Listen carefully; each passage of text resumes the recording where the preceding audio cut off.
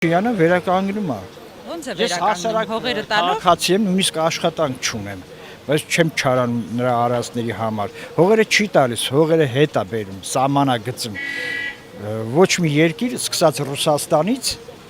եւ նաեւ մեր հարևան երկրները չեն ուզում ճանաչեն թե Հայաստանը, թե Ղարաբաղը որպես հայկական տարածքներ։ Տիգրան Մեծի ժամանակ քանի 100,000 քառակուսի կիլոմետր է եղել։ Կոմունիստներն են վաճառել, կոմունիստներն հենց Նախիջևանը տվել են Ադրբեջանի կազմում, մայիսի Նախիջևանը չի պահանջում Փաշինյանը։ Շատ բան կգա ժամանակ ինքը կպահանջի։ Հիմա իրավիճակը այլ է։ Ռուսաստանի դեմ Ուկրաինան ավելի հզոր չի, քան Հայաստանը։ Իսկ Հայաստանն ու Ադրբեջան, Թուրքիա, Ռուսաստան այդ երեքը միասին ընդդեմ Հայաստանի կարան որևէ բան անենք։ Իսկ ով է Հայաստանին օգնելու այդ դեպքում, Եվրոպան, Ֆրանսիան։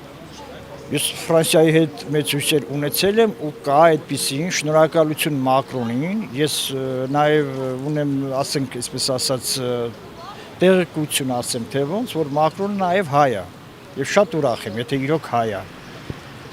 Նա մեծարեց մեր Մանուշյանին, մեծարեց Ազնավուրին եւ շատ հայերին։ Եվ այսօրվա դրությամբ հնարավորինս նույնիսկ ավելին ինքը անում է Հայաստանի համար, հայ ժողովրդի համար։